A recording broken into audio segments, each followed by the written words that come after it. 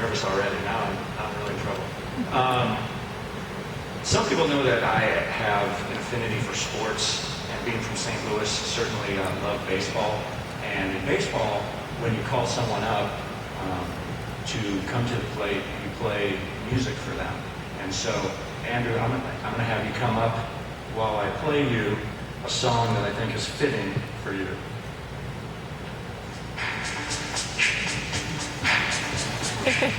Now, if you have any musical taste, you might think, hey, that might be a decent song from Queen from the 1970s, but no, it's not.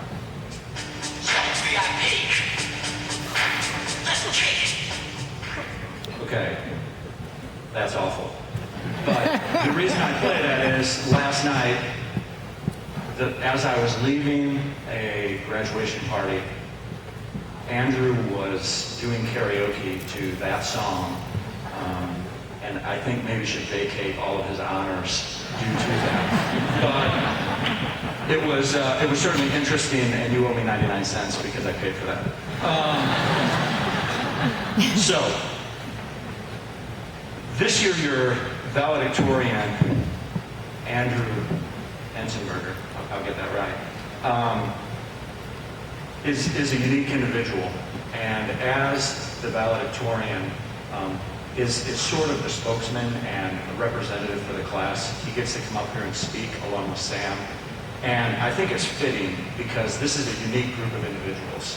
These 19 students have a variety of talents. They vary in their thought process and how they deal with things. They're a unique group. Some are outspoken and some are very quiet. Some are very academic, some are very athletic, some are a mixture of those things. And I think Andrew does a good job of having a variety of talents. He's more than just someone who gets good grades and studies a lot. He has a lot of capabilities. And in my mind, as I think of a few things, just a few things that jump out at me as I think of some of my dealings with him. I picture him in class, certainly more than willing to add to the discussion, to make a statement. Sometimes even when he's not sure he's formulating an opinion, he's still willing to speak out in class. It's just it.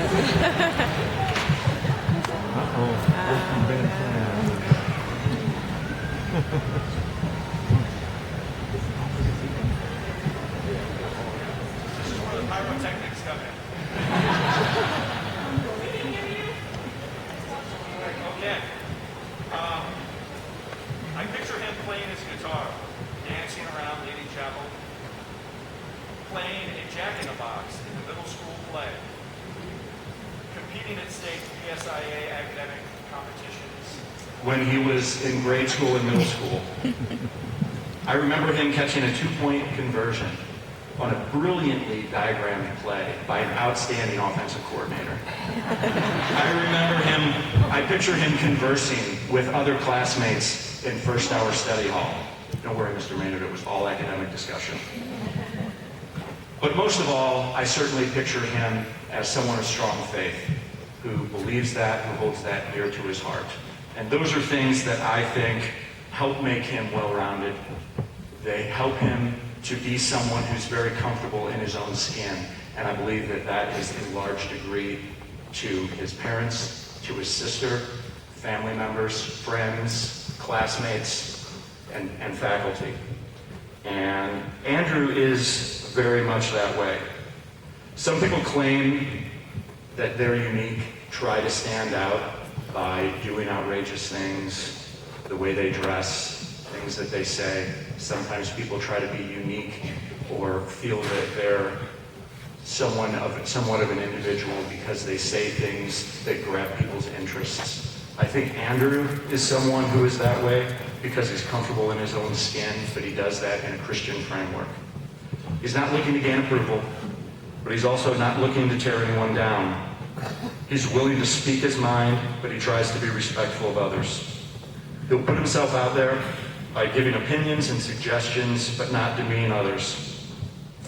He will put in the work for the betterment of the group and rarely complain.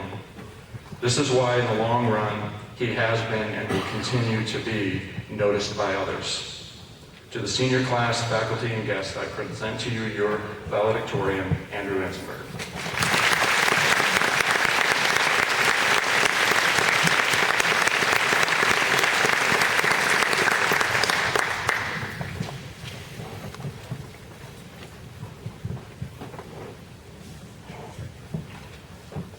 Good afternoon. Before I begin, I'd like to address a couple of elephants in the room. Firstly, if you ask my mother, she'll tell you that the one thing I never quite mastered in high school was the art of organization. So, in a last-ditch effort to prove her wrong, I will be using a checklist to make sure I get through this speech without missing anything. I will try to make it inconspicuous, so please don't let it distract you. Secondly, those of you who know me know I have a tendency to get, how shall we say, wordy. So I just thought I'd let you know that Vegas has the over-under on this speech at 7 minutes and 15 seconds. So if you place some educated bets with your neighbors, you'll definitely get something out of the speech. Clever hook which gets the audience's attention? Check. I struggled in writing this speech that you were hearing. To sum up the collective experiences of 19 different people over a whole year is an impossible task, but I had to try. So without further ado,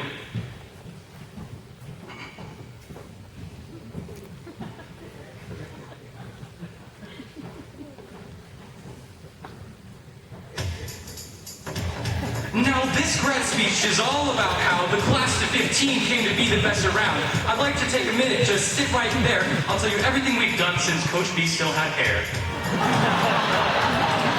Sorry, Coach.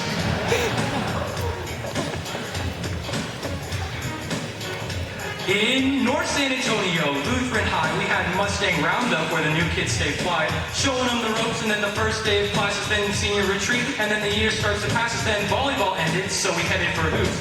They served a hidden rope, set a card for finals, for finals, now we've got one semester down and another on the line. B-ball starts again, and we reached the Final Four, and robotics went to regions with a really nice score. We had artists get ribbons, and scholars get chips, and then to top it all off, choir sang some rockin' hits. Now, we're sitting on the steps of our college careers in our caps and our gowns with our families and peers. If there's one thing I hope you take from this song, it's that Fresh Prince in your grad speech will never go wrong.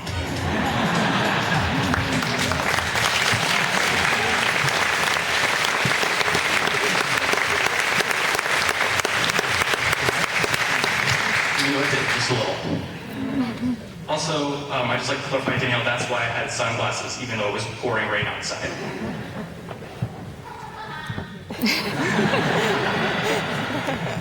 Now that we've recapped where this class has been, let's talk about where its members are going. And I don't just mean where we will all be attending school in the fall, or if we will be pursuing higher education at all. I mean, what will we be doing? What decisions will we be making? Although I cannot say for everyone what the future holds, nor can I predict with any certainty what the future holds for myself. So I guess it is not exactly accurate to say that we could talk about where the members of this class will be going. But we can talk about how they will be getting there. Proverbs 3 verses 5 and 6 say, "Trust in the Lord with all your heart, and lean not on your own understanding. In all your ways acknowledge him, and he will make your paths straight." In this promise, we, the class of 2015, build our futures. As a class, we collectively hold on to the Lord's promise that if we can surrender our wills and ask him to lead us, even in the midst of the storms of life, he will keep us on a straight path. Umbrella statement about the class's future. Check. To the faculty, thank you for your dedication to trying to mold us into the best learners, thinkers, and doers that we can become. Without any of you individuals, none of us would be walking across this stage today feeling prepared for the next stages in our lives. With your help, we are now ready to take on the challenges of adulthood, or at least we think we're ready. To the parents, family, and friends of today's graduates, Thank you for supporting my classmates and I as we have struggled through high school life. Thank you for putting up with our moodiness over failed tests and quizzes, our frustrations with fellow students and teachers, and our studying and paper writing that went on at all hours of the night. Thank you for always loving us, always supporting us, and always encouraging us. Thank you for loving us. Because of you, we have both the confidence to govern ourselves and the freedom to do it. And when we fail, as we most definitely will, we have a safety net to fall back on. Thanks to the faculty and families, check. To my classmates, I won't lie. There are mixed emotions for many of us. Because of all the history we share, we will miss each other as we move on and go our separate ways. But at the same time, we feel conditioned, primed to detach from our community here, and enabled to go take what we've learned and put it into practice. And that is how it should be. Christians are not called to gather together and stay huddled in locked rooms, exchanging verses with each other and simply cheering for Jesus. No, we are called to go out into the world, to seek out those who need to hear the good news, and to share it, not just by speaking it, but by living it out with our actions. So, my fellow classmates, leave this place not with a feeling of wanton nostalgia, but with a sense of gratitude and empowerment. As the alma mater says, Jesus leads us, Scripture feeds us. And we know that in 2 Timothy, Paul reminds us, all Scripture is God-breathed and is useful for teaching, rebuking, correcting, and training in righteousness, so that the servant of God may be thoroughly equipped for every good work.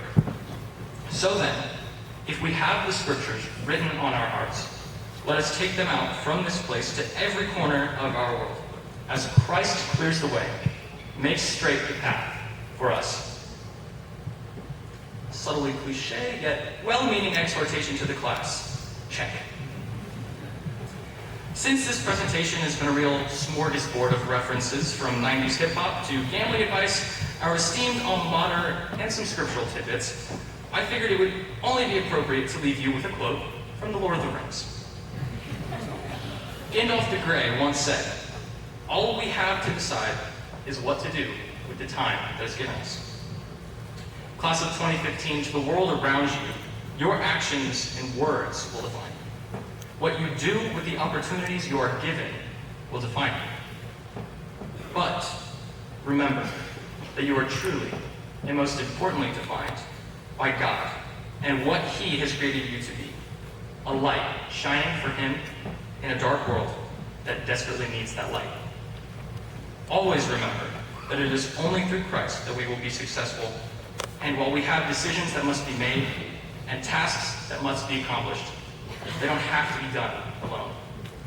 God is always there with us, beaming gracefully at His beautiful creations, paving the road to His good and perfect plan. Closing thoughts. Check. Thank you.